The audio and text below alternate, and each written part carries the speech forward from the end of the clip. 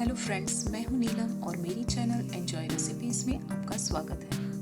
पोहा तो आप लोग ने हमेशा ही खाया होगा, पर अगर इस तरह से ओट्स का पोहा बनाएंगे तो ये टेस्टी भी है, हेल्दी भी है, आपको लंबे समय तक फुल रखता है और बहुत ही एनर्जेटिक भी फील होता है। स्पेशली उन लोगों के लिए तो बहुत ही अच्छा है जो लोग वेट लॉस जर्नी पे हैं। तो चलिए शुरुआत करते हैं रेसिपी की तरफ।